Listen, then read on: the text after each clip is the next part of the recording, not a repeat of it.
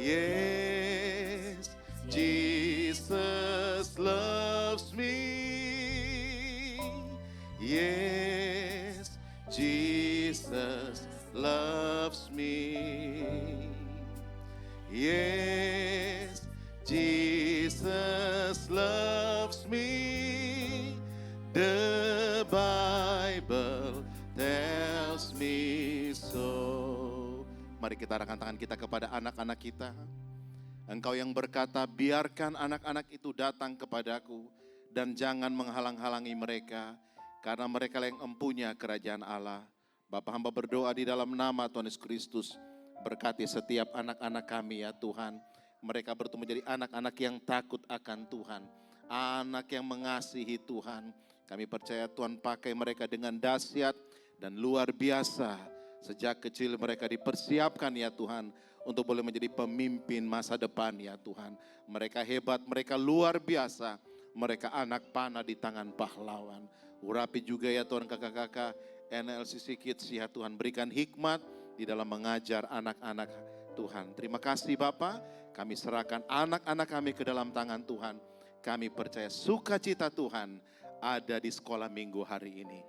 Kami mengucap syukur dalam nama Tuhan Yesus Kristus. Haleluya. Amin. Haleluya. Puji Tuhan, silakan anak-anak boleh masuk ke ruang NLCC Kids. Puji Tuhan. Haleluya. Silakan bumper.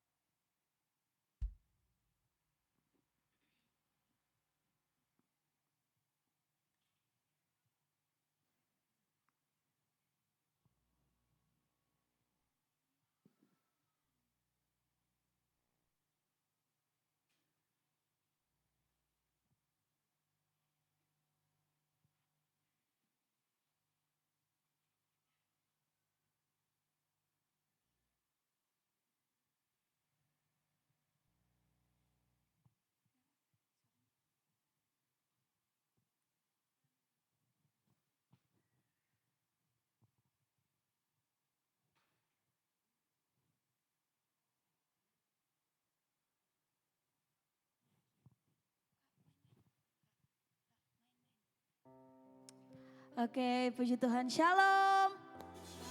Sekali lagi shalom. Apa kabar saudara hari ini? Yang bersuka cita boleh lambaikan tangan hari ini. Boleh kasih tepuk tangan dulu buat Tuhan Yesus. Raja di atas segala raja, Tuhan yang sudah memberikan kesempatan bagi kita saudara untuk memuliakan Tuhan. Terima kasih Tuhan Yesus buat hari ini. Kami percaya Tuhan, setiap nafas kehidupan kami berasal dari Engkau Tuhan. Dan ketika Tuhan masih memberi kami untuk waktu untuk memuliakan Engkau, siaplah hati kami untuk memuji Engkau Tuhan. Siaplah hati kami untuk memuliakan Engkau. Thank you Lord Jesus. Terima kasih Tuhan. Kasih Tuhan sungguh mulia, tulus dan sempurna mengasihiku. Pengorbanan di Kalvari sungguh berharga, Kau tebus dosaku. Terpujilah Tuhan Yesus, ditinggikan di atas pujian.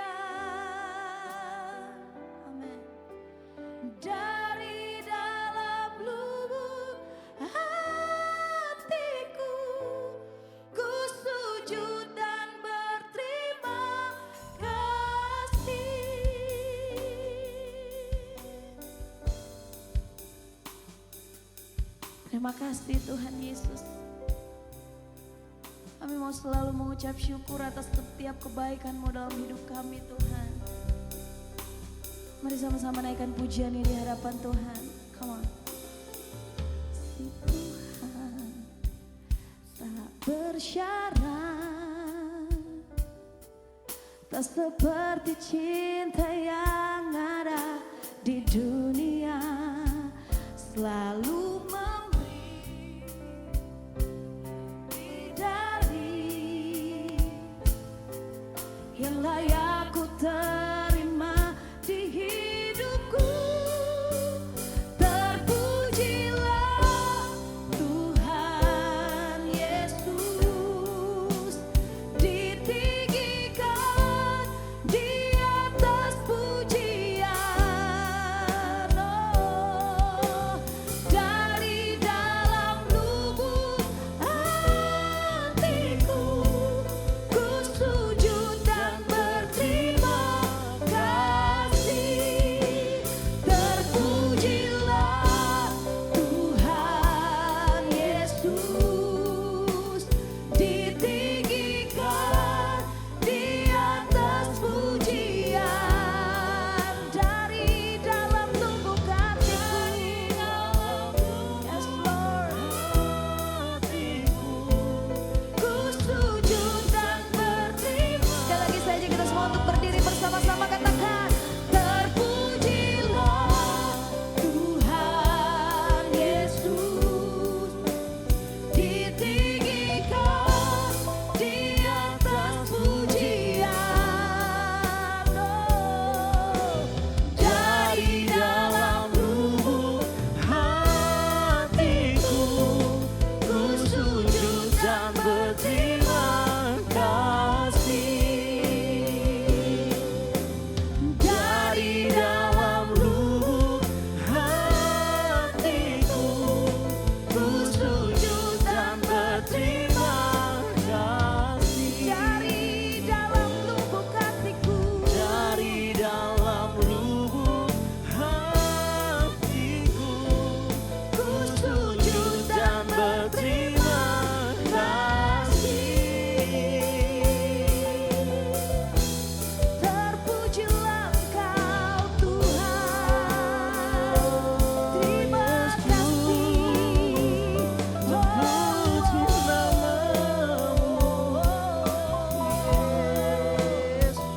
Bapa kami yang baik, sujud dan berterima kasih.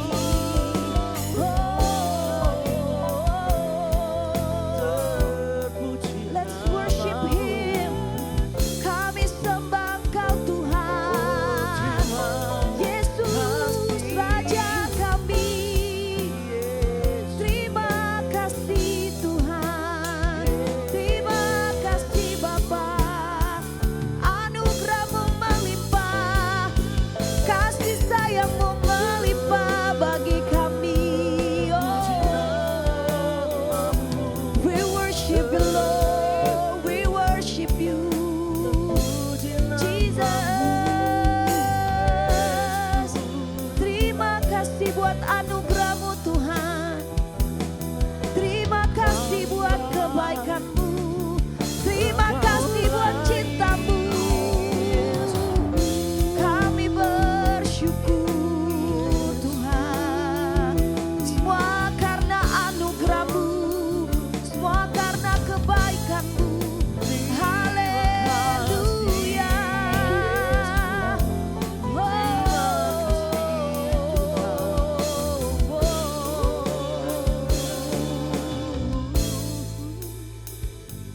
Terima kasih Tuhan. Yes God. Terpujilah Tuhan Yesus.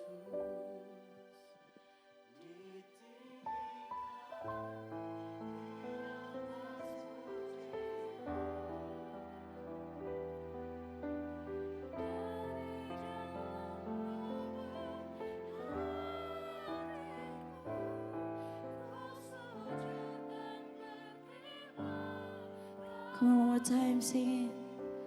Terpujilah ditinggikan di tempat ini Tuhan.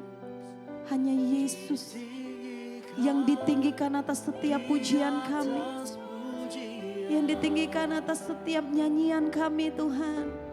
Dari dalam lubuk hatiku, ku sujud dan berterima kasih. Terpujilah Tuhan Yesus, ditinggikan di atas pujian. Oh, dari dalam lubuk hatiku. One more time, come on, sing it up. Let's sing together. Terpujilah Tuhan Yesus, ditinggikan di atas pujian. Dari dalam lubuk hati kami Tuhan. Dari dalam lubuk hatiku, Ku sujud dan berterima kasih. Dari dalam lubuk hatiku, ku sujud dan berterima kasih. Dari dalam lubuk hatiku, dari dalam lubuk hatiku, ku sujud dan berterima kasih. Boleh kasih tepuk tangan buat Tuhan kita yang luar biasa. Kami mau selalu sujud dan berterima kasih Tuhan. Dan kami mau lebih lagi untuk memuliakan, mengagungkan Engkau di tempat ini. In Jesus name we pray.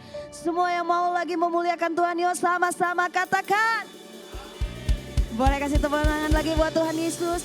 Saudara, kita bagikan senyum dulu, kasih jabat tangan buat orang-orang di sekitar kita. Dan katakan, yuk kita mau tetap bersyukur. Apapun keadaan kita hari ini, kita mau tetap bersyukur kepada Tuhan. Hidupku ada di tangan-Mu, Kau beri rancangan yang terindah. Tak hanya yang baik saja yang ku terima.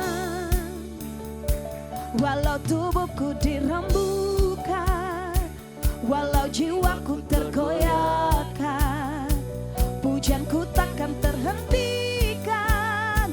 Roh-Mu yang memberi penghiburan. Akan ku pikul salibku, cukuplah kasih setiamu. Ku bertahan, Kau kuatku, teguhkan imanku. Come on, say, ku mau tetap bersyukur, senantiasa bersyukur. Segala yang ku alami, biar kehendak-Mu terjadi. Ku mau tetap bersyukur, senantiasa bersyukur. Hatiku kan bersuka, sebab hari ini hari yang terbaik. Everybody sing it to Jesus, come on, say. Hidupku ada di tangan-Mu, Kau beri rancangan yang terindah. Tak hanya yang baik saja yang ku terima. Oh, walau tubuhku dirembukan, walau jiwaku tergoyahkan, pujianku takkan terhentikan. Roh-Mu yang memberi penghiburan. Oh, akan ku pikul salibku. Oh, ku bertahan, Kau kuatku, teguhkan imanku. Nyatakan, ku mau tetap bersyukur, senantiasa bersyukur. Segala yang ku alami,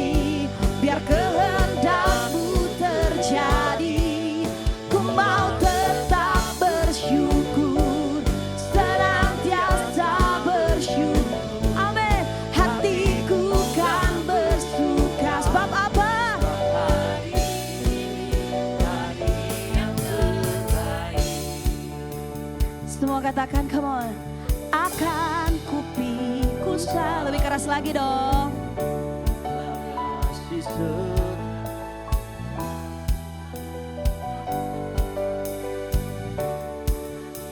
Ini yang kami mau, akan kupikul salibku. Cukuplah kasih setiamu, ku bertahan, kau kuatku, teguhkan imanku. Akan kupikul salibku, cukuplah kasih setiamu, ku bertahan, kau kuatku, teguhkan imanku. Ku mau tetap bersyukur, senantiasa bersyukur. Segala yang ku alami, biar kehendakmu terjadi. Ku mau tetap bersyukur, senantiasa bersyukur. Hatiku kan bersuka, sebab hari Hari yang terbaik,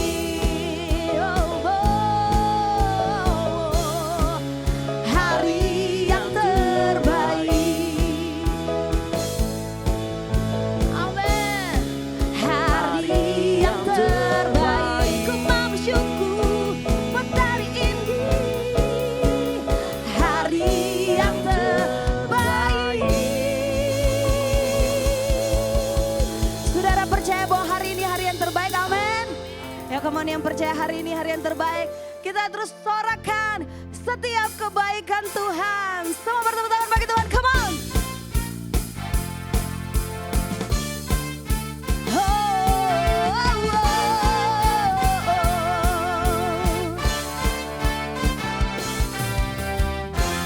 Yesus, kau kekuatan di hidupku,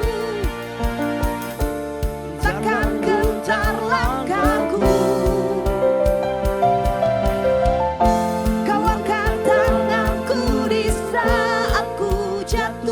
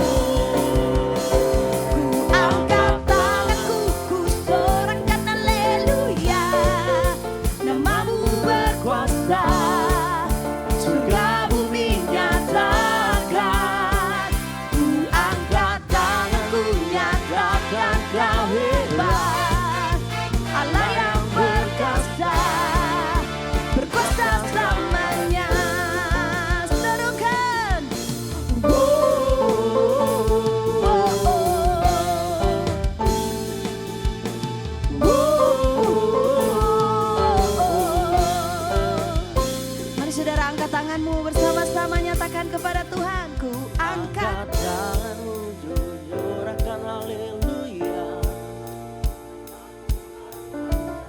Surga bumi, ku angkat tanganku, nyatakan kau hebat, Allah yang berkuasa, berkuasa selamanya. Ku angkat Tanganku, sorakan haleluya. Thank you Lord Jesus. Namamu berkuasa, Surga bumi, surga bumi nyatakan. ku angkat tanganku, nyatakan kau hebat, Allah yang berkuasa, berkuasa selamanya.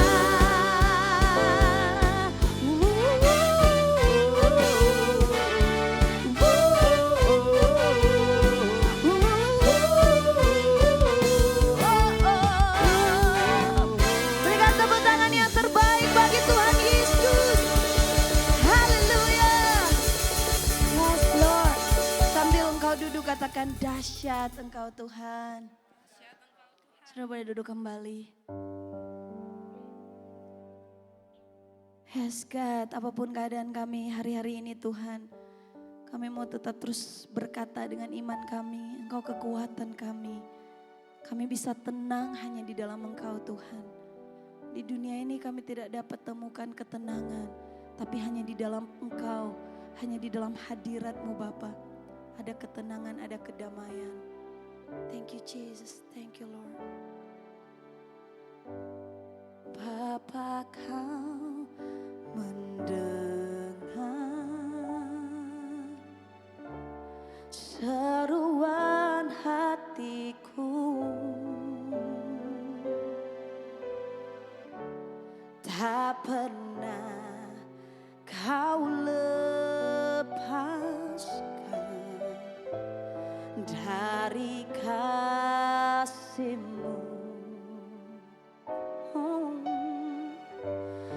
Lewat lembah gelap, Kau temani aku. Roh-Mu bekerja selalu untuk kebaikanku.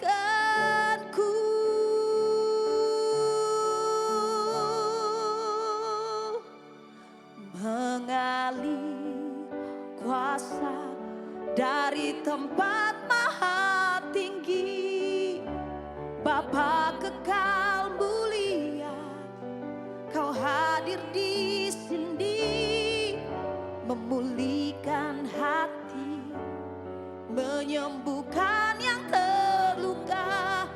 Ku kan tenang bersama-Mu Bapa. Come on, let's sing together. Bapa kau mendengar, yes, Lord, seruan hatiku. Oh, tak pernah kau lepaskan dari kasih-Mu. Oh, oh, oh, lewat lembah gelap, ya Tuhan, Kau temani aku. Kami percaya Roh-Mu selalu bekerja.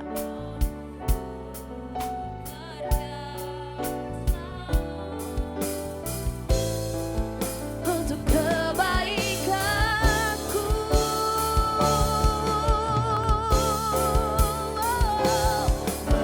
Mengalir kuasa dari tempat maha tinggi, Bapa kekal mulia, Kau hadir di sini,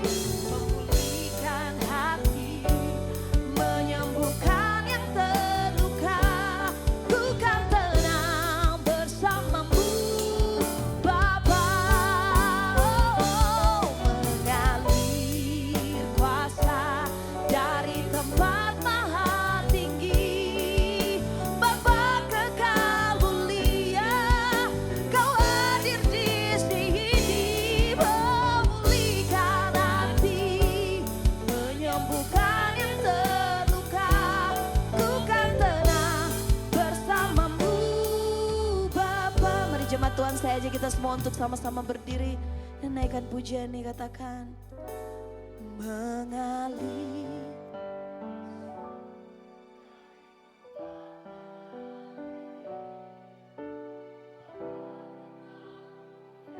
Yes.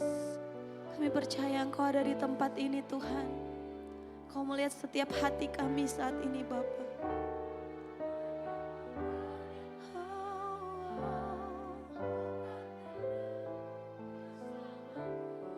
Sekali lagi katakan mengalir kuasa.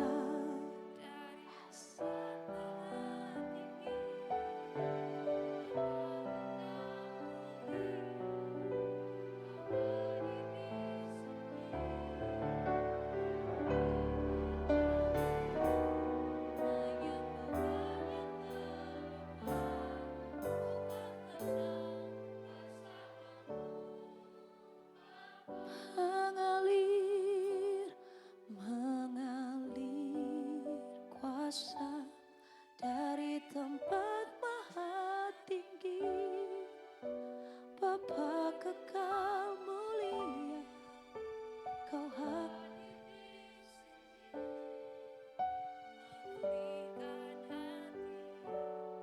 menyembuhkan seluka.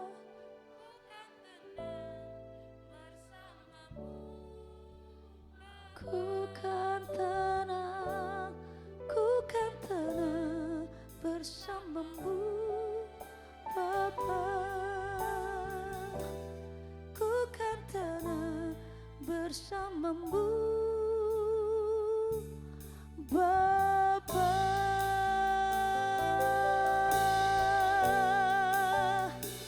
Kami tenang bersamamu. Kami tenang dalam hadirat-Mu, dalam hadirat-Mu. Hanya Engkau Yesus yang sanggup memuaskan hidup kami Tuhan. Dalam lembah kekelaman sekalipun Kau tetap baik, Kau tetap baik, Kau tetap setia.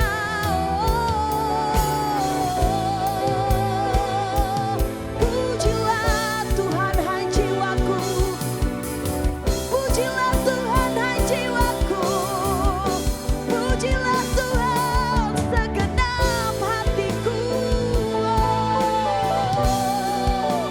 Kami sembah Engkau, kami sembah Engkau. Come on, open your heart, buka hatimu untuk menyembah Dia. Kau layak, Kau layak, Kau layak, terima pujian kami. Segalanya hanya untuk Engkau Tuhan. Oh, we worship You.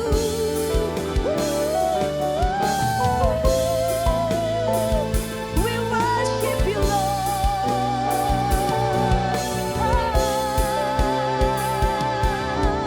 Nyatakan mengalir kuasa dari tempat maha tinggi. Bapa kekal mulia, Kau hadir di sini, memulihkan hati, menyembuhkan yang terluka. Ku kan tenang bersamamu Bapa. Ku kan tenang bersamamu Bapa. Ku kan tenang bersamamu Bapa.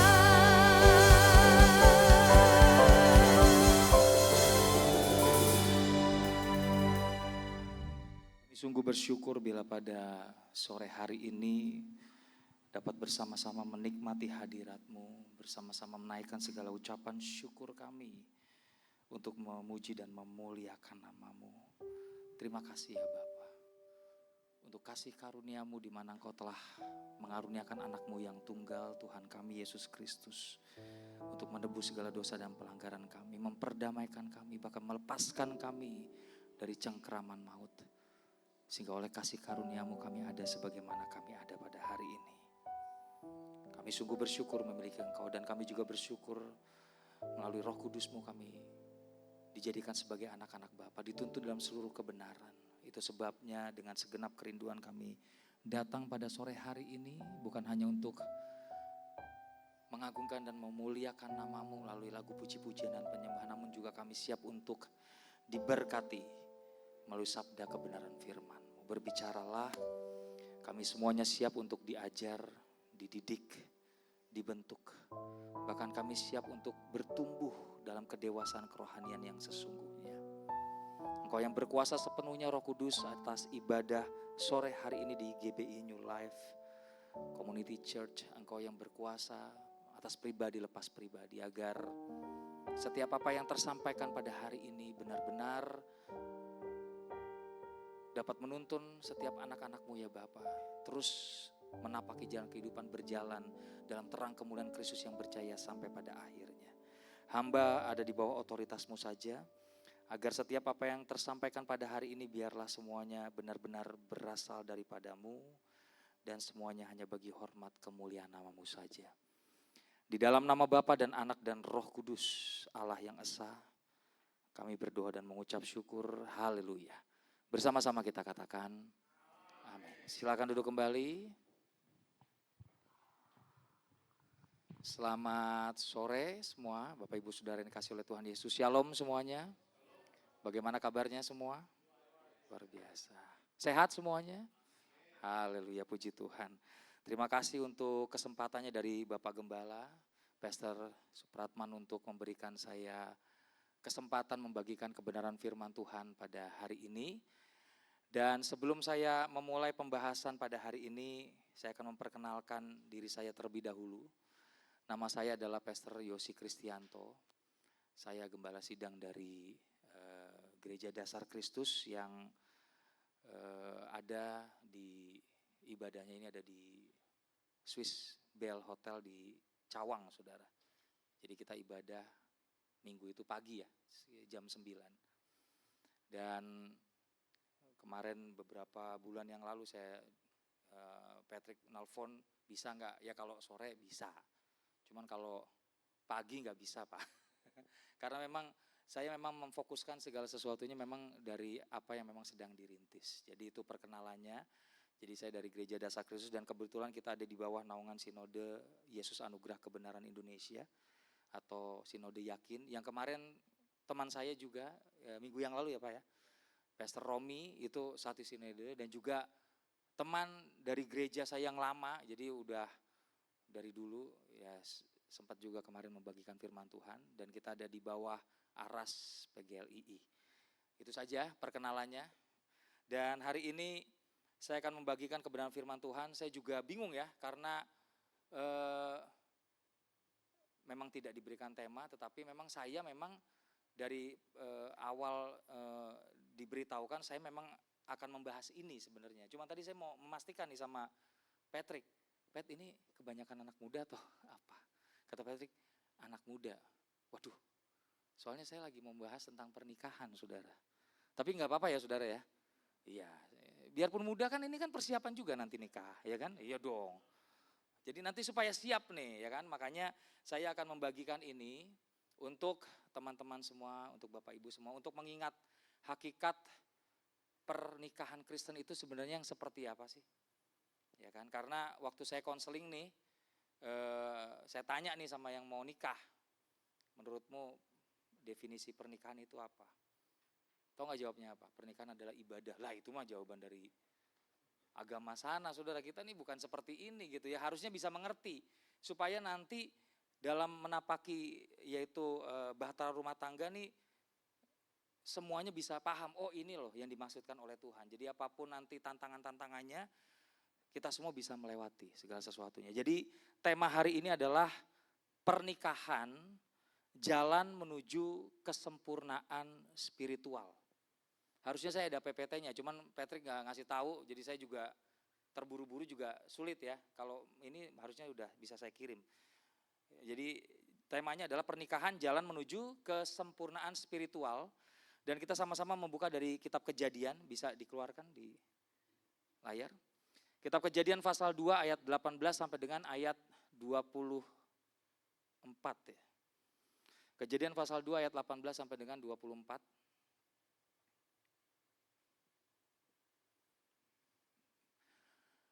Oke, saya akan bacakan demikian. Tuhan Allah berfirman, tidak baik kalau manusia itu seorang diri saja. Aku akan menjadikan penolong baginya yang sepadan dengan dia. Kemudian lalu Tuhan Allah membentuk dari tanah segala binatang hutan dan segala burung di udara. Dibawanyalah semua kepada manusia itu untuk melihat bagaimana ia menamainya, dan seperti nama yang diberikan manusia itu kepada tiap-tiap makhluk yang hidup, demikianlah nanti nama makhluk itu. Selanjutnya, manusia itu memberi nama kepada segala ternak, kepada burung-burung di udara, dan kepada segala binatang hutan, tetapi baginya sendiri ia tidak menjumpai penolong yang sepadan dengan dia. Lalu Tuhan Allah membuat manusia itu tidur nyenyak ketika ia tidur, dan Tuhan Allah mengambil salah satu rusuk daripadanya lalu menutup tempat itu dengan daging. Ayat 22.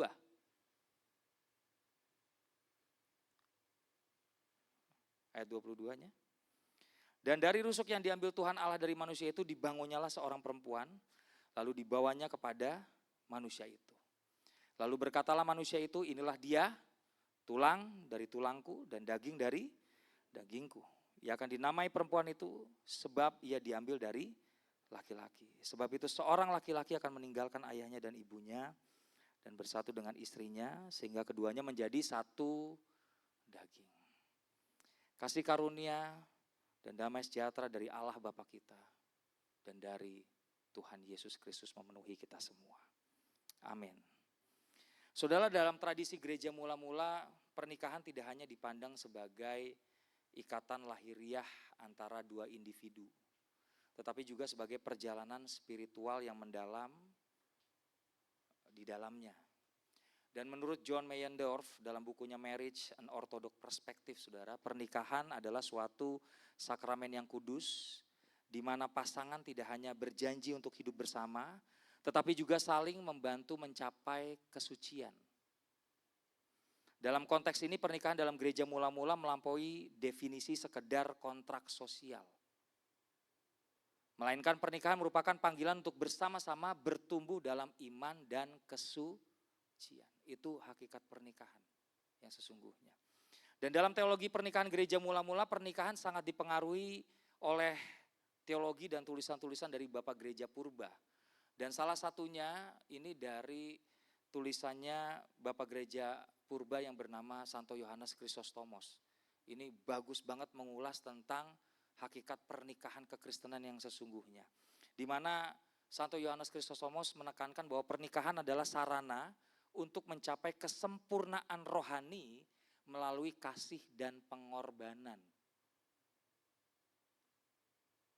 Udah tahu apa belum nih? Pernikahan adalah sarana untuk mencapai kesempurnaan rohani melalui kasih dan pengorbanan. Bagi Chrysostomos, pernikahan adalah ikatan yang menggambarkan hubungan antara Kristus dan gereja. Makanya kalau orang Kristen yang bersiap untuk menikah tahu apa yang harus dilakukan dalam, sekali lagi, menjalani sebuah pernikahan. Karena pernikahan itu adalah ikatan yang menggambarkan hubungan antara Kristus dan gereja. Itu sebabnya Santo Yohanes Chrysostomos mengatakan begini, pernikahan bukan sekedar ikatan duniawi, melainkan jembatan menuju kehidupan rohani yang lebih tinggi. Bagi Yohanes Chrysostomos, pernikahan adalah laboratorium kasih dan pengorbanan, di mana setiap pasangan belajar untuk saling mengasihi dengan cara yang mendalam dan tak bersyarat, yang mencerminkan kasih agung Kristus kepada gereja. Dalam ikatan suci ini, kasih bukan hanya perasaan, tetapi juga tindakan dan juga komitmen yang terus-menerus diperbaharui. Itu hakikat pernikahan. Jadi fondasinya adalah apa? Kasih dan pengorbanan. Jadi kalau sudah tahu sampai sini, nanti saudara menjalaninya itu pasti mengerti keindahan-keindahan di dalamnya. Nah, dalam jalinan teologi gereja mula-mula, pernikahan tidak hanya merupakan pertemuan dua hati, sekali lagi, melainkan juga perpaduan antara dua roh yang menapaki jalan menuju kesempurnaan spiritual seperti tema tadi. Artinya pernikahan lebih dari sekedar perjalanan bersama dalam kehidupan ini, melainkan pernikahan adalah perjalanan bersama-sama menuju kekekalan. Jadi memang masing-masing pihak harus benar-benar bisa menjaga ikatan suci pernikahan tersebut untuk bertumbuh dalam iman dan juga kesucian sampai kepada kesempurnaan spiritual di akhir nanti. Sampai apa? Mati. Perjalanan rohani yang kudus di mana kasih dan pengorbanan bukan hanya menjadi fondasi, tapi juga sebagai jalan menuju kesempurnaan spiritual serta mencerminkan kasih Kristus yang agung dan tak terukur kepada umatnya. Ini adalah pandangan yang mengangkat pernikahan lebih dari sekedar lembaga sosial, menjadi sebuah perjalanan rohani yang dinamis. Sebuah perjalanan di mana suami istri bersama-sama bertumbuh dalam iman dan kesucian. Pernikahan adalah ikatan suci yang menggambarkan misteri kasih Kristus dan partisipasi dalam misteri kasih Kristus yang menyerahkan dirinya untuk gereja. Dan pandangan ini tertanam dalam ajaran gereja mula-mula sampai hari ini. Jadi pernikahan bukan sekedar kontrak sosial. Pernikahan adalah laboratorium kasih dan pengorbanan. Ketika seseorang berkomitmen untuk membentuk sebuah rumah tangga, keluarga, dia harus tahu fondasi dasarnya adalah kasih dan pengorbanan. Itu harusnya menjadi dasar dari segala sesuatunya. Makanya kalau orang Kristen yang sudah berkomitmen untuk menikah, tapi tidak mengerti hakikat pernikahan yang sesungguhnya, ya sulit. Makanya kita dapati semua perjalanan kehidupan pernikahannya ya nggak beda jauh dengan kehidupan pernikahan orang-orang dunia. Penuh segala hal penyimpangan di dalamnya. Tapi kalau kita mengerti, keindahannya ini luar biasa. Jadi bukan sekedar disuruh kudus, bukan. Tapi harus mengerti dasar fondasinya. Sama seperti Kristus kepada gereja, itulah pernikahan, saudara. Jadi buat teman-teman yang masih muda, ya ini nih. Jadi jangan sekedar ibadah. Kalau ibadah kan bisa datang, bisa enggak. Jadi pernikahan bisa lama, bisa pendek jadinya. Ya kan? Karena ibadah sifatnya bisa ya tidak tiap hari, maka pernikahan kalau konsepnya begitu juga tidak selama-lamanya. Makanya tidak boleh dalam pemahaman sebuah doktrin dasar kekristenan, apalagi pernikahan ini tidak boleh disusupi oleh segala hal di luar daripada kebenaran. Makanya saya selalu mengatakan dalam khotbah saya kepada setiap jemaat, ya saya harus menyampaikan semua ajaran rasuli supaya mereka mengerti sejak awalnya seperti ini apa yang dikehendaki oleh Allah melalui anaknya yang tunggal, Tuhan kita Yesus Kristus. Ada amin? Nah, ada beberapa prinsip yang harus dipahami dalam sebuah perkawinan. Oke, yang pertama ada 3. Harus ada kesatuan sebagai suami istri. Itu yang harus dipahami. Jadi prinsip-prinsip pernikahan yang harus dipahami, harus ada kesatuan antara suami istri. Makanya di dalam Kejadian pasal 2 ayat 24 dikatakan, sebab itu seorang laki-laki akan meninggalkan ayahnya dan ibunya, bersatu dengan istrinya sehingga keduanya menjadi apa? Satu daging. Kata bersatu di sini bukan hanya saling berlekat-lekatan, saling berdekatan, saling berpaut.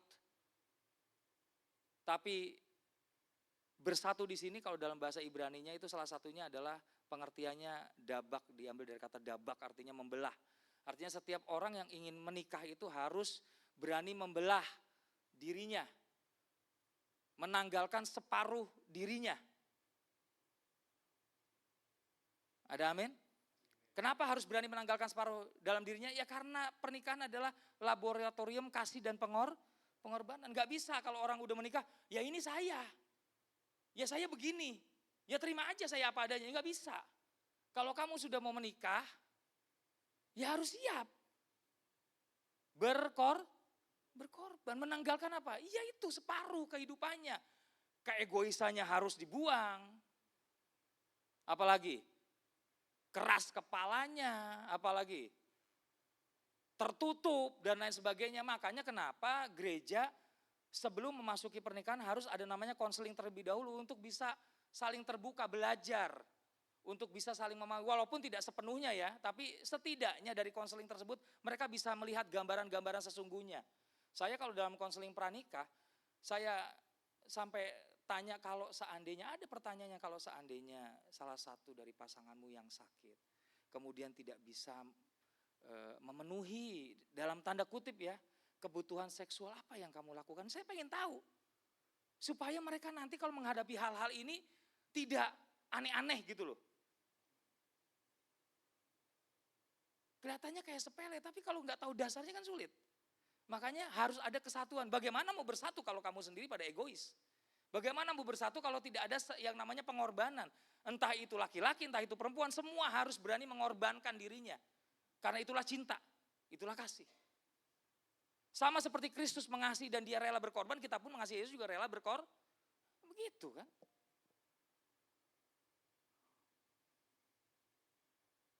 Ada amin. Supaya nih teman-teman nih walaupun muda, jadi ntar Bapak Gembala juga gak capek-capek kalau lagi ada yang mau nikah gitu maksudnya. Udah ngerti, ya kan? Jadi jangan lagi gimana ya maksudnya, itu kan hal-hal dasar yang harus dipahami, tetapi mungkin lupa. Atau mungkin karena tidak mengetahui dasar dari segala sesuatunya, yaitu makanya pada akhirnya banyak perkawinan Kristen ini sangat disayangkan. Tidak beda jauh dengan perkawinan orang-orang yang tidak mengenal kebenaran. Harusnya kita yang hidup dalam kebenaran harus berbeda. Ada amin? Ini bukan gagah-gagahan, bukan sombong, tapi memang harusnya seperti itu. Sampai sini paham saudara? Persatuan dalam kasih antara seorang pria dan wanita yang dibuat kekal oleh kasih karunia Roh Kudus dalam sakramen pernikahan ketika keduanya menjadi satu dalam Kristus. Kasih tersebut yang memampukan pasangan suami istri melampaui segala batasan yang diberlakukan oleh dunia. Dia bisa melewati segala sesuatunya, kasih dan pengorbanan tersebut. Makanya di dalam Pengkhotbah pasal 4 ayat 12 bisa dikeluarkan. Pengkhotbah pasal 4 ayat 12 di situ dikatakan, dan bila mana seorang dapat dikalahkan, dua orang akan dapat bertahan. Tali 3 lembar tidak mudah apa?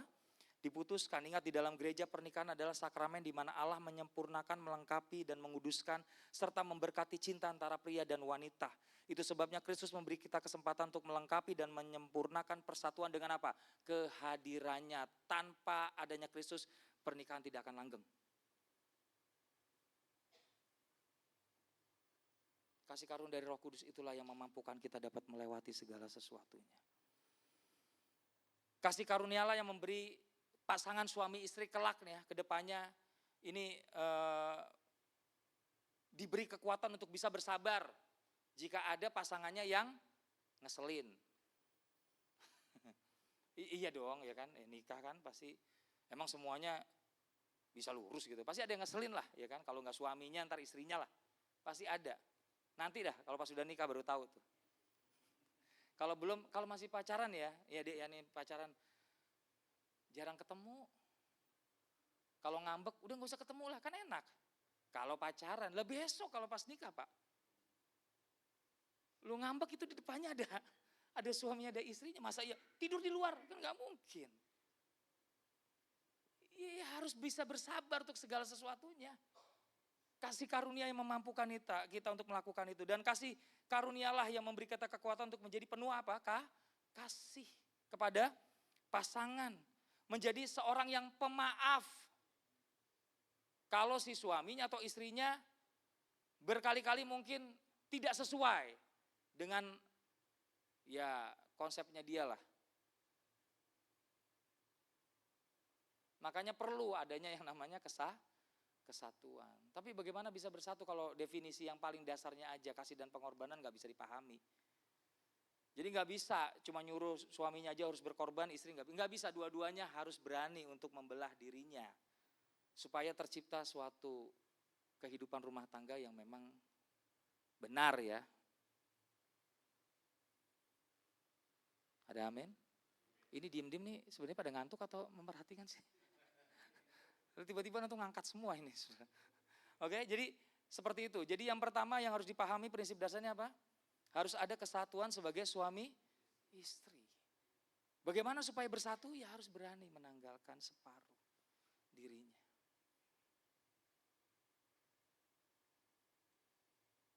Dan bagaimana bisa menanggalkan itu semua dan berani menanggalkan separuh dirinya? Ya harus hidupnya dalam kasih dan juga mau berkorban. Tidak bisa tidak, saudara. Jadi sampai sini paham? Nah yang kedua, ini yang kedua. Yang harus dipahami nih yang kedua. Dalam prinsip dasar perkawinan ya, harus mengerti kedudukan dalam hierarki rumah tangga. Sekali lagi, harus mengerti kedudukan dalam hierarki rumah tangga. Coba kita lihat 1 Korintus pasal 11. 1 Korintus pasal 11 ayat 7 sampai dengan ayat 9. 1 Korintus pasal 11 ayat 7 sampai dengan ayat yang ke-9. Bisa dikeluarkan?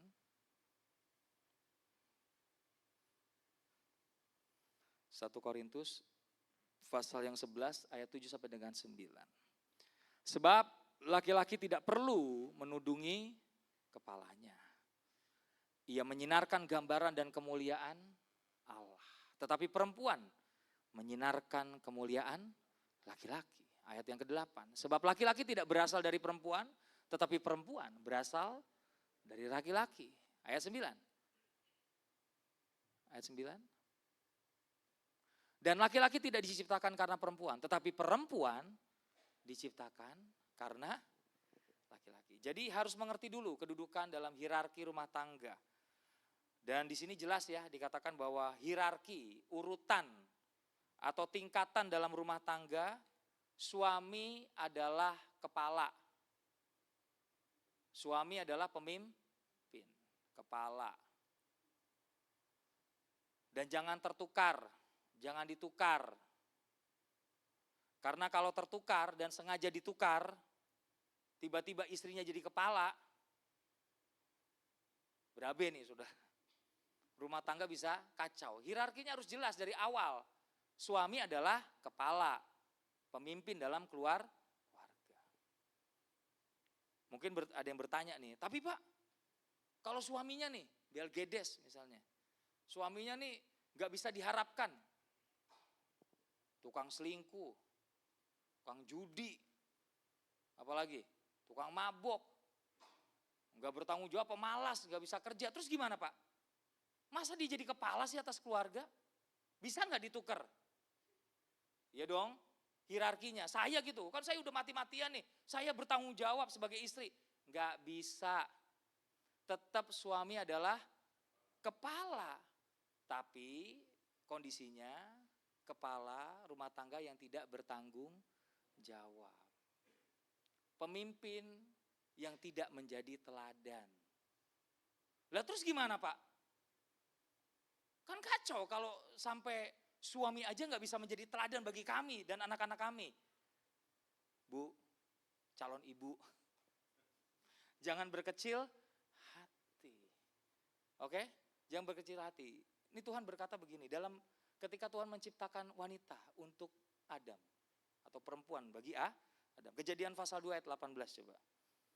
Perhatikan baik-baik. Kejadian pasal 2 ayat 18. Ini supaya nanti nih si perempuan misalnya, ya saya berdoa lah jangan sampai dapat suami yang ampun dah ya kan. Tapi misalnya kan namanya ya kehidupan kita nggak ngerti ya. Supaya tahu Tuhan Allah berfirman, tidak baik kalau manusia itu seorang diri saja. Aku akan menjadikan apa? Penolong baginya yang sepadan dengan dia. Saudara tahu arti penolong yang sepadan dalam bahasa Ibraninya adalah ezer kenekdo. Ezer kenekdo nih saudara, ezer kenekdo bukan hanya penolong yang sepadan, tapi terjemahannya luar biasa lagi. Menurut Chabad ya, Chabad itu situs resminya Yahudi. Jadi dalam Yudaisme ini pemahaman tentang istri ini bukan hanya penolong yang sepadan, tapi penolong yang dapat beroposisi. Bayangin, penolong yang dapat beroposisi dan juga sebagai penolong dan sebagai rekan kerja bagi suami. Jadi bukan rahasia lagi bahwa pernikahan yang baik adalah suatu persekutuan di mana setiap pasangan itu saling melengkapi satu dengan yang lainnya. Di mana yang satu memenuhi apa yang kurang di sisi yang lain. Artinya dalam hal ini kalau suaminya tidak berfungsi dengan baik sebagai pemimpin, maka istri yang akan melengkapi. Yang akan menjadi penyeimbang bagi siapa? Suami. Makanya jangan berkecil hati. Justru saudara diciptakan untuk membantu laki-laki. Jangan komplain. Tapi memang sejak awal seperti itu. Ezer kenekdo. Dan kalau saudara perhatikan ya, waktu Allah membangun perempuan, tahu nggak itu? Gambaran Allah membangun perempuan dari tulang rusuknya Adam, itu sama seperti seorang ahli sipil membangun bangunan. Dari bahan dasar yang sangat kokoh. Kenapa? Ya artinya perempuan itu nggak kaleng-kaleng. Benar, makanya dijadikan penuh dari tulang rusuk keras. Berarti saudara emang tangguh. Cowok kurang tangguh. Karena memang dari tanah. Iya benar kan? Makanya dia mudah lemah. Makanya harus dibantu ya Pak. Ya, dijadikan penyeimbang, benar. Yang tangguh itu harus perempuan. Jadi jangan berkecil hati kalau si suaminya begitu. Kenapa? Ya karena memang saudara diciptakan untuk menjadi penyeimbang, membantu. Jangan nangis ya kan. Ini kan banyak orang gak ngerti. Jadi pernikahan itu harus mengerti definisi-definisinya. Nih ayat-ayat di sini ini dahsyat.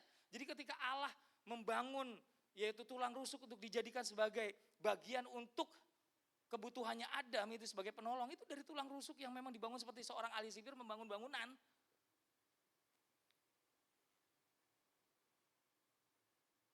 Jadi kalau habis dengar kayak gini, berbahagialah yang jadi wanita. Iya benar. Benar memang laki-laki adalah pemimpin. Tapi tanpa adanya istri, tidak akan jadi pemimpin yang baik. Makanya harus saling melengkapi. Dan frasa ini mengandung pengertian bahwa seorang istri yang baik, ya perhatikan, berdiri sepenuhnya di belakang suaminya. Tapi tidak hanya pergi bersama menurut dari belakang atau ngikutin dari belakang aja, enggak. Tetapi dia juga dapat menempatkan dirinya sebagai penyeimbang yang idenya dapat didengar oleh suaminya. Artinya jika suami layak didukung, maka si istri akan menjadi penolong. Sedangkan apabila si suami tidak layak didukung, maka si istri bisa menjadi oposisi untuk mengingatkan, untuk berseberangan supaya si suami ini bisa menyadari segala sesuatunya gitu loh. Pernikahan Kristen ini bukan kayak di sinetron Indosiar, ku menangis. Yang istri cuma nangis. Lu gak lemah. Kamu diciptakan tidak lemah seperti itu ya kan? Karena saudara diciptakan bukan sebagai hierarkinya, bukan sebagai budak, penolong. Konsep-konsep yang menjadikan saya kan hanya seorang wanita. Karena kamu sudah terkontaminasi dengan pengajaran di luar sana. Seperti budak yang tidak bisa berbuat apa-apa. Kamu bisa beroposisi. Mengeluarkan ide. Saudara tahu saya sama istri saya? Beroposisi mulu. Benar. Tapi saya suka. Kenapa? Ya memang harus begitu. Saudara gini. Kelemahan orang Kristen sekarang ini. Dia nggak paham. Kekristenan itu kalau saudara tahu lahir dari rahim Yudaisme. Karena suka nggak suka ya. Yesus kan dari secara anak manusianya ya, sebagai anak manusia, dalam keadaan wujud sebagai manusia kan dia keturunan daripada Yehuda. Artinya dia orang Israel. Sampai sih paham saudara? Tadi saya mau ngomong apa ya? Saya juga lupa ya kan? Oke, jadi kalau saudara tahu, jadi kekristenan itu dari rahim Yudaisme. Jadi segala sesuatunya itu mereka paham. Dan makanya kita tidak bisa melenceng dari apa yang disampaikan oleh para rasul maupun dari Yesus Kristus itu sendiri. Makanya dalam memahami kitab Kejadian apapun ini harus saling terkait untuk satu dengan yang lainnya. Jadi beroposisi. Dan kalau bagi orang Yahudi itu kan ada namanya sekolah Taurat, namanya Bet Midrash. Kalau di sini madrasah lah. Ya benar, itu sekolah Taurat. Itu dari faksinya Hillel dan lain sebagainya itu mereka sering berdebat. Berdebat itu bukan mencari kesalahan, tapi menemukan kebenaran. Dan bukan mencari-cari kesalahan, bukan. Makanya bagi orang Yahudi berdebat itu hal yang lazim. Kekristenan awal juga sering berdebat. Cuma sekarang aja berdebat jadi kelihatan kayak aneh, padahal enggak. Biasa untuk menemukan apa ya kalau sudah ketemu ya udah harus fair semuanya. Sama dalam posisi suami istri. Kalau misalnya si suami ingin memutuskan segala sesuatu dan dia dirasa ini tidak cocok, ya dia harus ngomong. Gak apa-apa. Walaupun kadang-kadang mungkin ngeselin. Tapi percayalah, memang istri diciptakan untuk menjadi penolong dan penyeimbang buat suami. Dan bisa mengkanter suami. Ini bukan melawan ya. Sampai sini paham saudara? Supaya untuk mengingatkan, supaya dia tidak terjerumus ataupun salah dalam mengambil keputusan. Jangan disamain sama yang di luar sana. Di luar sana mah semuanya harus pasrah, diem. Kalau gue udah netapin A, nggak begitulah.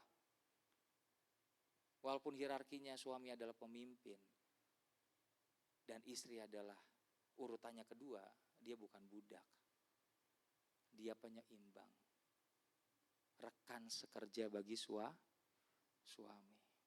Itu sebabnya makna eser kenekdo juga dapat bermakna luas dalam bermacam konteks, namun tetap dalam hierarki yang tidak pernah berubah, bahwa suami adalah kepala atau pemimpin dalam rumah tangga. Sekalipun mungkin tingkah lakunya ngawur, dia tetap kepala.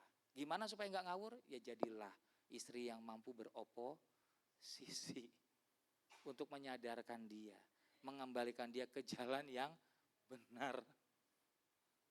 Ada amin? Kenapa suami disebut kepala atas istri? Coba kita lihat 1 Korintus pasal 8 ayat yang ke-9. 1 Korintus pasal 1 Korintus pasal 11 tadi ya. Ayat 8 sampai dengan 9. Diulang tadi. 1 Korintus pasal 11 ayat 8 sampai dengan 9. Karena laki-laki tidak berasal dari perempuan, tetapi perempuan berasal dari laki-laki. Dan laki-laki tidak diciptakan karena perempuan, tetapi perempuan diciptakan karena laki-laki. Jadi istilah eser kenokdo ini benar-benar menarik karena istri memiliki kebebasan mengungkapkan pikirannya bahkan sering dalam hal beroposisi dengan suami. Jadi ngerti hierarkinya, maka rumah tangga tidak akan pernah kacau. Tapi kalau udah gak ngerti hierarkinya, ini malah jadi kacau balau. Sekalipun istri mungkin memiliki kelebihan dibandingkan suami, tetap kamu posisinya adalah sebagai penolong. Tidak boleh kamu menjadi kepala sampai kapanpun. Yang harus menjadi kepala dalam rumah tangga adalah suami, laki-laki. Itu sebabnya Raja Salomo dalam kitab Amsal berbicara tentang wanita atau istri yang ideal. Atau dalam bahasa Ibrani Eshet Kail. Apa sih wanita atau istri yang ideal? Coba kita lihat Amsal pasal 31.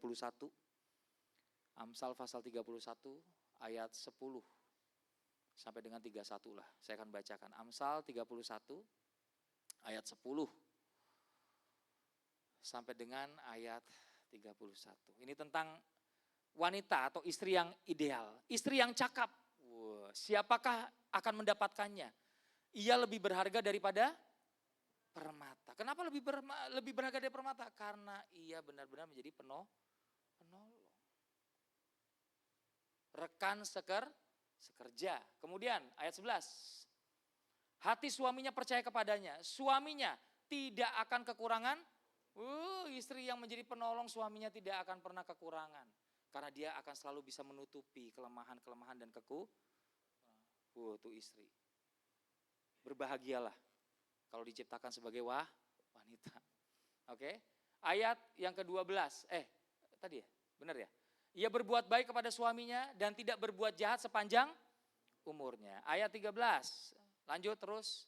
Ia mencari bulu domba dan rami dan senang bekerja dengan, ya artinya istri yang cakap ini atau istri yang ideal ini tidak pemalas. Oke. Kemudian dikatakan lagi ayat 14 selanjutnya. Ia serupa kapal-kapal saudagar. Dari jauh ia mendatangkan makanannya. Ayat 15. Dikatakan ia bangun kalau masih malam, tuh ya kan. Lalu ia menyediakan makanan untuk seisi rumahnya dan membagi-bagikan tugas kepada pelayan-pelayan perempuan. Lalu ayat 16 dikatakan, ia membeli sebuah ladang yang diinginannya dan dari hasil tangannya kebun anggur, ya berarti dia mampu ngelola keuangan dengan baik. Itu istri yang cakap. Kemudian apa lagi? Ia mengikat pinggangnya dengan kekuatan, ia menguatkan lengannya. Lalu dikatakan lagi, terus ia tahu bahwa pendapatannya menguntungkan, pada malam hari pelitanya tidak padam. Ayat 19, tangannya ditaruhnya pada jentera, jari-jarinya memegang pemintal. Selanjutnya, ia memberikan tangannya kepada yang tertindas, mengulurkan tangan kepada yang, nah istri yang cakap juga peka terhadap sesama. Karena kadangkala suami nggak peka. Benar. Coba aja kalau suami nih datang ke orang yang lagi sakit. Nggak ada tuh peka-pekanya, datang mah datang aja. Beda sama perempuan. Bawa inilah, beli inilah, nggak enak tuh. Istri begitu. Tapi kalau istri juga slonong boy, nah ini nih. Sama-sama jalan aja. Nah ini gawat nih ya kan. Ya minimal istrinya tuh jauh lebih peka lah gitu dari. Karena memang cowok tuh padahal emang gitu ya Pak ya. Saya juga kalau kemana-mana udah los-los aja, jalan-jalan aja gitu, nggak kepikiran gitu. Pasti istri saya yang ngingetin. Ya itu pentingnya punya istri. Jadi nikah itu bagus gak? Bagus. Tidak ada sesuatu yang menakutkan. Kalau mengerti hakikatnya. Benar, tidak ada yang menakutkan kalau mengerti hakikatnya. Lanjut ayat berapa? 21. Ia membuat bagi dirinya permadani, lenan halus dan kain ungu pakaiannya. Kemudian suaminya dikenal di pintu gerbang, kalau ia duduk bersama-sama para tua-tua, ya karena istrinya ini. Benar-benar istri yang luar biasa. Kemudian, ia membuat pakaian dari lenan dan menjualnya. Ia menyerahkan ikat pinggang kepada pedagang. Ia pandai berbisnis. Kemudian apa lagi? Pakaiannya adalah kekuatan dan kemuliaan. Ia tertawa tentang hari depan karena dia tahu bahwa hari depannya pasti indah. Kemudian, selanjutnya ia membuka mulutnya dengan hikmat, pengajaran yang lemah lembut ada di lidahnya. Jadi seorang istri yang cakap memang harus menjadi lawan daripada suaminya. Kalau suaminya keras, istrinya lembut. Kemudian ia mengawasi segala perbuatan rumah tangganya, makanan kemalasan tidak dimakannya. Ayat 28. Anak-anaknya bangun dan menyebutnya berbahagia. Pula suaminya memuji dia. Kenapa? Gak ada istri yang kayak kamu. Wes, kamu memang luar biasa. Kemudian ayat 29. Banyak wanita telah berbuat baik, tetapi kau melebihi semua. Kalau istri yang seperti ini, bagaimana suami mau apa? Selingkuh? Ya gak mungkin lah. Bodoh. Dikasih istri yang luar biasa. Haleluya. Praise the Lord. Banyak wanita telah berbuat baik, tetapi kau melebihi mereka semua. Ayat yang ke-30. Kemolekan adalah bohong dan kecantikan adalah sia-sia. Tetapi istri yang takut akan Tuhan dipuji-puji pada akhirnya. Walaupun si suami mungkin terpikat oleh kemolekan dan lain sebagainya, tapi istri yang cakap mengalahkan semuanya. Makanya saya kasih tahu nih untuk persiapan nanti. Oke, iya dong. Kemudian ayat 31. Berilah kepadanya bagian dari hasil tangannya, biarlah perbuatan memuji dia di pintu gerbang. Jadi sekali lagi, suami yang telah menemukan istri yang seperti ini, benar-benar telah menemukan sesuatu yang baik dalam kehidupannya.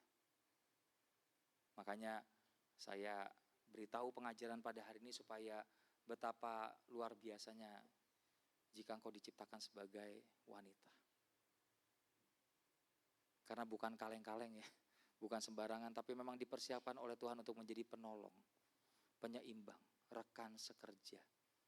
Yang suatu hari menjadi apa? Sesuatu yang menguntungkan bagi suami dan kehidupan untuk masa depannya. Jadi sangat jelas, sekalipun suami adalah kepala dalam rumah tangga, pemimpin dalam keluarga, namun istri bukanlah budak Bukanlah lebih rendah kedudukannya, istri benar-benar penolong yang sepadan bagi kepala rumah tangga atau suami.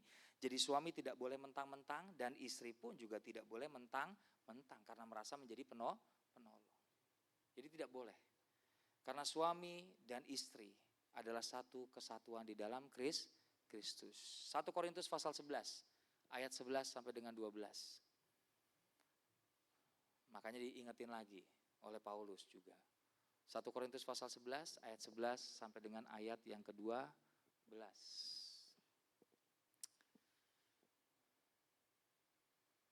Namun demikian dalam Tuhan tidak ada perempuan tanpa dalam perjalanannya. Oke, dalam perjalanan seperti sekarang ini. Dan tidak ada laki-laki tanpa perempuan. Kemudian ayat yang ke-12. Sebab sama seperti perempuan berasal dari laki-laki, demikian pula laki-laki dilahirkan oleh perempuan. Dan segala sesuatu berasal dari Allah. Jadi jangan mentang. Jadi harus tahu pada akhirnya. Sekalipun kamu pemimpin, kamu tidak bisa sombong. Sekalipun kami penolong, kamu tidak bisa sombong. Kamu harus menjadi satu kesatuan dalam Kristus. Ini yang kedua. Jadi prinsip perkawinan harus ada kesatuan sebagai suami istri. Harus yang kedua apa? Apa yo? Harus mengerti kedudukan dalam hierarki rumah tangga.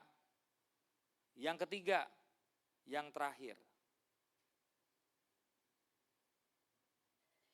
Saya minta pemain musik, pemain keyboard dari chord A ya Pak. Yang ketiga, prinsipnya harus dimengerti adalah harus mengerti dasar hidup suami istri. Harus mengerti dasar hidup suami istri. Pertanyaannya apa dasar hidup suami istri Kristen? Apa dasar hidup suami istri Kristen? Ya kasih Kristus seperti dikatakan di dalam Kolose pasal 3 ayat 14. Dan di atas semuanya itu kenakanlah kasih sebagai pengikat yang mempersatukan dan menyempurnakan. Karena hanya dengan kasih Kristuslah maka perkawinan ini bisa dipersatukan dan disempurnakan untuk segala sesuatu. Jadi yang mengikat seorang suami istri dalam kehidupan pasangan Kristen, ya kasih Kristus itu. Dan Paulus merincikan dasar hidup suami istri yang didasari oleh kasih Kristus. Coba kita lihat Efesus pasal 5 ayat 22 sampai dengan ayat 29. Efesus pasal 5 ayat 22 sampai dengan ayat yang ke-29. Efesus pasal 5 ayat 22 sampai dengan 29. Hai istri, tunduklah kepada suamimu seperti kepada Tuhan. Ayat 23. Karena suami adalah kepala istri, sama seperti Kristus adalah kepala jemaat. Dialah yang menyelamatkan tubuh. Karena itu sebagaimana jemaat tunduk kepada Kristus, demikian jugalah istri kepada suami dalam segala sesuatu. Ayat 25. Hai suami, kasihilah istrimu sebagaimana Kristus telah mengasihi jemaat dan telah menyerahkan dirinya baginya. Ayat 26. Untuk menguduskannya sesudah ia menyucikannya dengan memandikannya dengan air dan firman. Ayat 27. Supaya dengan demikian yang menempatkan jemaat di hadapan dirinya dengan cemerlang dan tanpa cacat atau kerut atau yang serupa itu. Tetapi supaya jemaat kudus dan tidak bercelah. Ayat 28. Demikian juga suami harus mengasihi istrinya sama seperti tubuhnya sendiri. Siapa yang mengasihi istrinya? Mengasihi dirinya. Ayat 29 terakhir. Sebab tidak pernah orang membenci tubuhnya sendiri, tapi mengasuh dan merawatinya sama seperti Kristus terhadap jemaat. Tanpa diikat oleh kasih Kristus mustahil suami bisa mengasihi, istri bisa tunduk. Makanya yang hanya bisa mengikat dan mempersatukan, menyempurnakan cuma satu, kasih Kristus. Makanya fondasi dasar dalam kehidupan suami istri ya kasih dan pengorbanan tersebut. Tanpa itu semua tidak akan pernah terjadi. Santo Yohanes Chrysostomus menasihati sebuah pernikahan begini. Dengarkan baik-baik. Mereka yang menikah hendaknya berbicara satu dengan yang lainnya. Harus dengan kata-kata yang penuh kasih sayang, hormat, dan cinta. Perhatikan ya. Mereka yang menikah, ini menurut Yohanes Chrysostomus, nasihatnya orang yang menikah harus berbicara satu sama lain antara pasangan suami istri dengan kata-kata penuh kasih sayang, hormat, dan cinta. Jadi jangan lagi kalau nanti nikah nih, misalnya nih, Si istri bilang, Patrick. Patrick manggil istrinya, Astrid. Lu suami istri. Kamu masa manggilnya begitu? Ada kayak gitu. Ntar ngomong, lu. Ngerti gak sih? Bahasanya kalau orang udah menikah, ya harus penuh dengan hormat, kasih sayang. Jadi kalau yang udah menikah masih manggil kayak gitu, bertobat. Pulang dirubah manggilnya, beb, sayang lah. Apa kayak jangan nama gitu, kayaknya gimana sih? Kadang-kadang saya juga suka, kamu kok manggilnya gitu sih? Aneh banget, gak sopan. Banyak tuh yang kayak gitu tuh, sampai nikah, sampai punya anak masih ngomong manggil nama loh. Kelihatannya kayak sepele, tapi kurang bagus.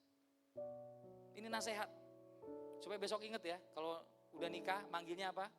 Ya merdulah, biar enak di hati gitu ya Pak. Juga jangan langsung kata-kata binatang, weh, ya kan, wah itu gawat lagi tuh.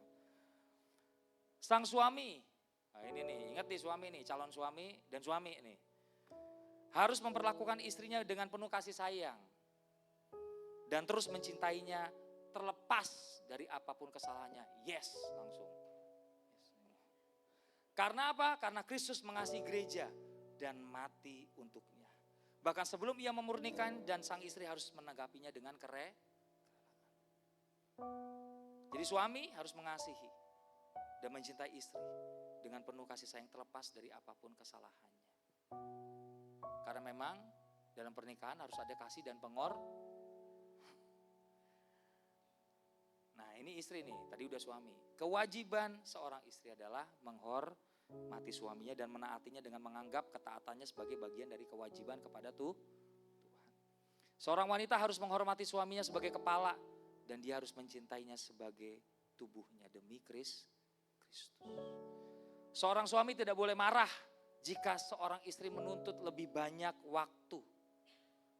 Karena ini menunjukkan cintanya kepadanya. Ia harus menikmati waktu di rumah bersama istrinya. Dan lebih mengutamakan istrinya dibandingkan orang lain. Jadi kalau istrinya, "Pah, udahlah kerja mulu, ayo libur." Nurut. Kalau kamu sayang, kamu harus berkorban. Tapi ada banyak orang, sayang nih ya kan. Wah masuk gue, gak bisa nih, gue udah janjian nih sama klub motor, klub mobil apa. Kalau masih nikah, masih begitu, bertobat. Kamu belum mengerti hakikat pernikahan. Mendingan gak usah nikah kalau belum mengerti. Kalau udah berinisiatif atau mengambil keputusan untuk menikah, harus rela berkorban. Segala sesuatu, dari hobi apapun juga, ya harus berani ditanggalkan lah. Kelihatan sepele, tapi dari hal kayak gini, cuma nuntut di rumah aja bisa ribut. Ada amin? Hanya bisa dilakukan kalau apa? Mengasihi. Jadi bisa berkorban. Seorang istri, nah ini, suami udah kan? Seorang istri tidak boleh ngomel kepada suaminya tentang penghasilannya. Tetapi harus menghargai apa yang didapat.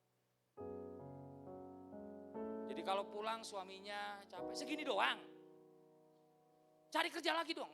Gak berguna banget kamu. Ih gila nih, ini istri kurang ajar nih. Istri yang cakap udah tahu, mah capek kerja. Ya apa kek, lakukan apa kek. Lakukan apa, ya lu dong bantu sebagai penolong. Jangan cuma diem aja. Apa kek kerjain. Iya dong. Jangan nuntut terus, ya ini namanya saling berkorban. Ada saya punya dulu temen ya, saya kasihan sama suaminya. Bayangin suaminya udah kerja, disuruh nge-grab, udah pulang gak bawa yang bagus, diomelin mulu. Saya bilang, ya istri lo lah untuk ya bantu-bantu apa kek di rumah, masa gak bisa sih? Gak mau ya. Wah salam begitu caranya mah. Ya janganlah. Jadi jangan selalu begini. Ya lu dong harus berkorban. Ya kamu juga harus berkorban.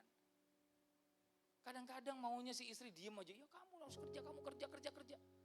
Ya karena lu udah capek ngurus anak. Ya kalau udah tahu kurang ya Gimana caranya untuk mencukupkan segala sesuatu? Tadi ingat gak kata Amsal? Istri yang cakap yang apa? Gak malas. Dia bisa menutupi kekurangan-kekurangan tersebut. Makanya saya salut kalau suami istri saling bekerja sama. Istri saya juga gitu. Saya karena dalam perintisan dia akhirnya kerja lagi. Ya untuk saling menopang, menolong. Ya karena kita juga lagi merintis ya, maaf ya namanya merintisan kan sulit. Ya mau gak mau, ya harus gimana caranya? Ya dia bekerja. Ya tapi kalau udah settle ya udah berhenti. Gitu loh. Ini namanya rekan sekerja. Ada amin? Benar-benar hadir sebagai penolong. Jadi istri gak boleh ngomel.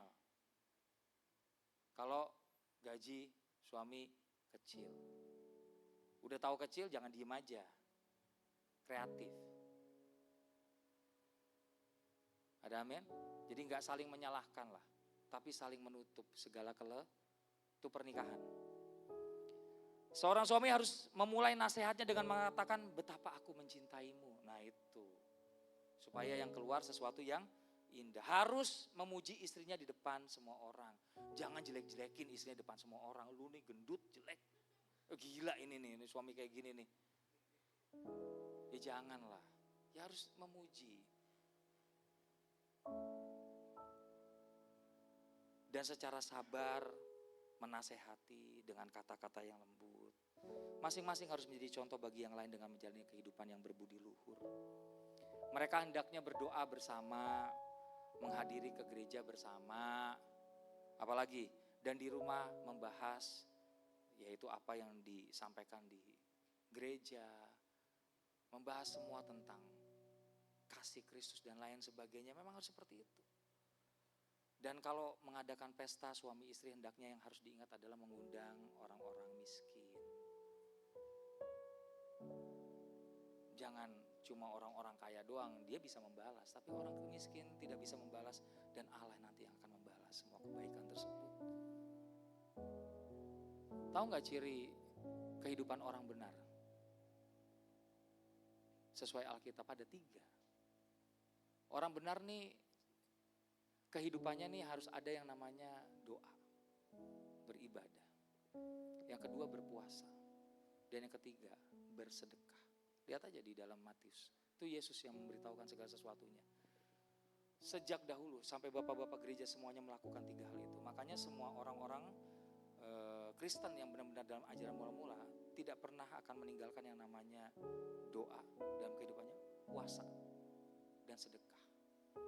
Banyak orang menganggap kalau puasa itu puasa kayak perjanjian lama. Enggak, puasa di dalam perjanjian yang baru itu puasanya kita tuh jauh lebih lama daripada mereka-mereka yang di luar sana. Saudara tahu puasanya orang Kristen ini bukan puasa-puasa untuk menahan hawa nafsu, untuk belajar mengalahkan keinginan-keinginan daging bersama dengan Roh Kudus. Dan puasanya orang Kristen biasanya puasa Prapaskah 40 hari. Untuk menyambut hari raya Pentakosta 40 hari. Untuk menyambut kelahiran Kristus 40 hari. Untuk masuk ke dalam tahun yang baru 40 hari. Bayangin saudara, seumur hidup perjalanan hidupnya puasa mulu. Kalau orang udah hidupnya seperti itu, asketis begitu, saudara tidak akan pernah disusupi oleh keinginan-keinginan daging. Saudara akan menjadi orang yang bisa mengalahkan keinginan daging. Yang membuat orang Kristen sekarang itu banyak dikalahkan keinginan daging karena dia melupakan satu hal, sedekah dan berpuasa. Doanya sih oke, tapi 2 hal itu hilang. Padahal 3 ini harus terus dilakukan dalam kehidupan. Suami istri harus saling percaya dan menganggap tubuh dan semua harta benda adalah milik bersama. Milik bersama. Keduanya tidak boleh berkata, itu milikku dan itu milikmu. Suami hartanya milikku dan aku milikku. Itu lebih gila lagi. Dan saudara tahu Santo Yohanes Krisostomos mengatakan ketika kita mengatakan milikku, milikku.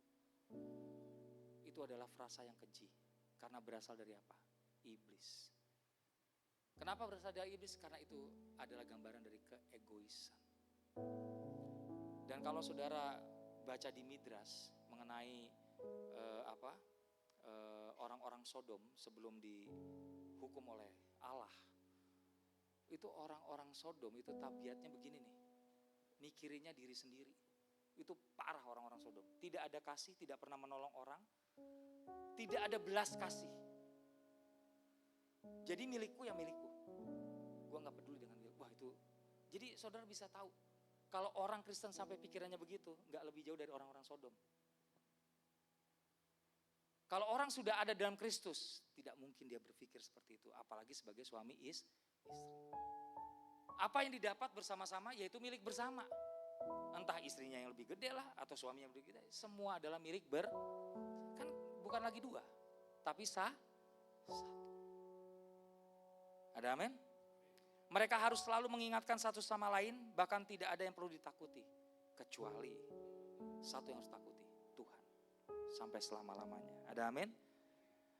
Pernikahan harus dimulai dengan restu Tuhan melalui pemberkatan. Makanya orang Kristen tidak boleh kumpul kebo.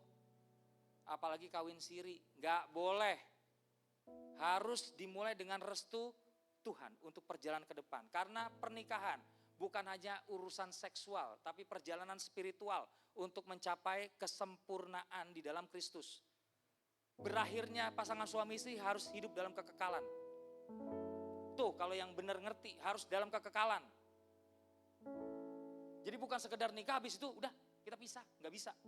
Kalau udah menikah harus sama sampai akhir. Berakhir semua sama-sama di mana? Sorga. Saya nggak marah-marah ya. Cuma lagi ngasih tahu aja. Cuma kadang-kadang emosi. Enggak lah, enggak emosi, oke? Pernikahan harus dimulai dengan restu Tuhan, berjalan dalam keharmonisan dan kehidupan yang berbudi luhur. Akhirnya pernikahan akan menuntun semua keluarga menuju kerajaan Allah. Pernikahan dalam tradisi gereja mula-mula adalah perjalanan rohani yang kaya dan multidimensi. Dengan menggabungkan prinsip-prinsip teologis, praktek spiritual, dan komitmen mendalam terhadap pasangan, pernikahan berdiri sebagai sebuah lembaga yang unik dan penuh makna. Komitmen dalam pernikahan bukan hanya janji untuk bersama dalam suka maupun duka, tapi juga janji untuk saling melayani dan mendukung satu sama lain dalam perjalanan rohani. Ini bukan menemukan pasangan yang sempurna, tetapi tentang bersama-sama bertumbuh menuju kesempurnaan di dalam apa? Kristus. Jadi bukan mencari yang sempurna, enggak ada yang sempurna, tapi berjalan menuju kesempurnaan. Kalau cuma mencari sempurna, saudara enggak akan pernah puas. Mau berapa kali saudara kawin, enggak akan pernah bisa dapat. Kesempurnaan itu dalam perjalanan, dalam proses. Sama seperti Allah menciptakan manusia, segambar serupa.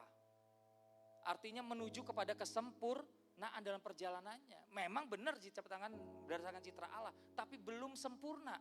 Dia harus berjalan terus untuk mencapai kesempurnaan, pada akhirnya berkodrat Kristus. Tapi akhirnya manusia gagal sebelum waktunya. Karena dia tidak bisa mempertanggungjawabkan semua kehendak bebas yang diberikan kepadanya. Jadi pernikahan bukan mencari yang sempurna, tapi berjalan menuju kesempurnaan. Pasangan diajak untuk saling mengasah, saling memperkuat, dan bersama-sama menghadapi tantangan hidup. John Meyendorf, sebagaimana juga bapak-bapak gereja, mengatakan begini, pernikahan bukanlah akhir perjalanan, tapi permulaan sebuah petualangan rohani yang tak berkesudahan. Di mana setiap hari menjadi kesempatan untuk saling mendekatkan diri kepada Tuhan dan satu sama lain. Pernikahan menjadi wadah di mana dua orang dapat bersama-sama mencapai keutuhan spiritual, mengalami transformasi dan penyucian diri yang berkelanjutan. Dan salah satu kutipan dari Santo Yohanes Krisostomos mengatakan begini, pernikahan adalah tempat di mana kita belajar untuk mencintai. Bukan karena kita menginginkannya, tetapi karena kita telah memilih dan melakukannya. Jadi kalau saudara sudah memilih, saudara harus belajar untuk apa? Mencintai dan berkorban. Dan pilihan itu, keputusan untuk mencintai adalah pengorbanan terbesar dari sebuah pernikahan. Ada amin? Jadi yang belum nikah, ini pelajaran. Dan udah ngerti, jadi pernikahan Kristen itu pernikahan yang luar biasa, multidimensi. Dan benar-benar itu sempurna sekali pengajaran dari Tuhan. Jadi tidak hanya hubungan kontrak sosial ataupun hubungan seksual, itu mah terendah saudara. Tapi lebih daripada itu untuk bersama-sama mencapai kekekalan. Melalui perjalanan spiritual yang mencapai kesempurnaan bersama-sama. Sampai pada akhirnya. Sampai jumpa di lain kesempatan. Tetap di channel yang sama. Minal aidin wal faidin. Mohon maaf lahir dan batin. Selamat hari Minggu. Tritunggal Maha Kudus memberkati kita semua. Sama-sama kita bangkit berdiri, ada satu lagu pujian. Lagu lama sih.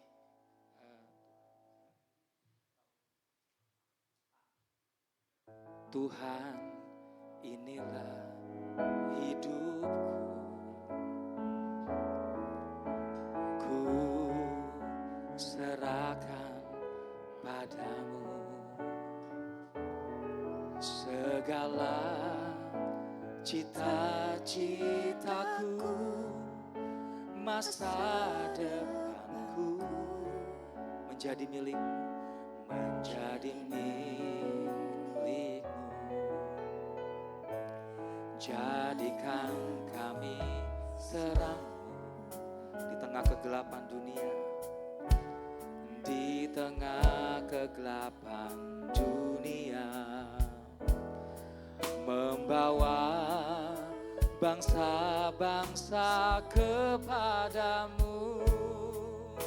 Tuhan, ini kerinduanku bagimu Tuhan, bagimu Tuhan, seluruh hidupku.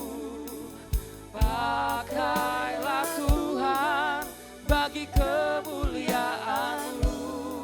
Genapi seluruh rencanamu, genapi seluruh rencanamu, sampai bumi penuh kemuliaan-Mu.